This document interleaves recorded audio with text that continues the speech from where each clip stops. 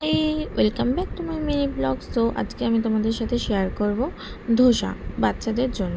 তো চলো স্টার্ট করা যাক। এখানে আমি আলু, গাজর আর টমেটো নিয়ে নিয়েছি। এবার এটাকে সিদ্ধ করতে বসিয়ে দেবো একটু সামান্য নুন দিয়ে।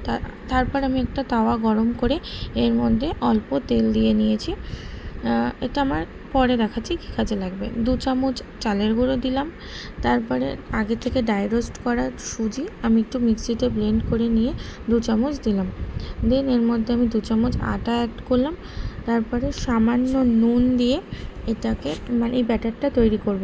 আর আগের থেকে যে গরম তেলটা রেখেছিলাম এটা অ্যাড করে দিলাম এর মধ্যে। তারপরে আমি এর মধ্যে 2 চামচ টক দই অ্যাড করব, যেহেতু ধোসা টক দইটা মাস্ট এখানে। তারপর এটাকে আমি মেখে একটা ঠিক করে নেব, ঠিক এরকম। তারপরে এটাকে আমি একটু কিছুক্ষণের জন্য ভিজিয়ে রাখবো, যেহেতু এর মধ্যে সুজি পড়েছে এটা একটু ফুলবে তার জন্য। আর ঠিকটা এরকম পাতলাই করতে হবে ধোসার জন্য। সো এটাকে আমি কিছুক্ষণে রেখে দিলাম। তারপর দেখো এরকম ধোসা হবে পাতলা পাতলা। তারপর যেহেতু তরকারির জন্য আমি গাজর আলু ওটাকে সিদ্ধ করে রেখেছিলাম ওটা নিলাম।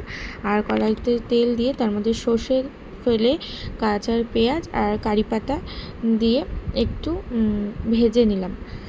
তো ভাজা হয়ে যাবার পরে এরপরে আমি আস্তে আস্তে এর মধ্যে আলু, টমেটো আর ওই গাজরের ওই সেদ্ধ ওটাকে একটু হাতে চটকে নিয়ে আমি দিয়ে দিলাম। এরপর এর মধ্যে আস্তে আস্তে আমি হলুদ, নুন আর জিরের গুঁড়ো অ্যাড করব।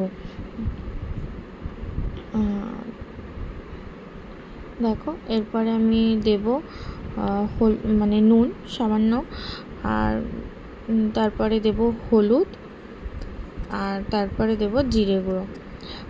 যেহেতু এটা বাচ্চা খাবে বেশি আমি স্পাইসি করিনি।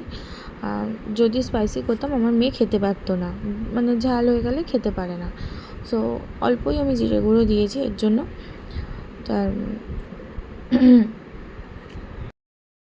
তারপরে আমি সামান্য চিনি অ্যাড করে, আর এই রান্নাটা আমি কোনো জল অ্যাড করিনি, যেহেতু টমেটো আর এর মধ্যে যে জলটা ছিল সেই জলটা দিয়ে আমার রান্না হয়ে গেছে ওই সেদ্ধর মধ্যে। তো এটা হয়ে এসছে প্রায়। এবার এটাকে নামিয়ে নেব। একটু লাস্টে চেপে চেপে দিচ্ছিলাম যাতে পুরো একদম ম্যাশ হয়ে যায়।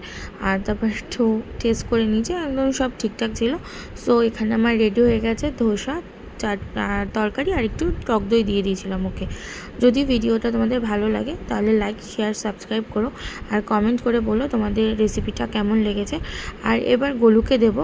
গোলু খেয়ে কি বলেছে, আমার রিভিউটা নেওয়া হয়নি। দেখো প্লেটটা ওর সামনে থেকে নিয়ে নিয়েছিলাম, তো ওর বাবা নিয়ে নিয়েছিল, ও কেমন কেড়ে নিয়ে নিয়েছে, ওর ভালো লেগেছে।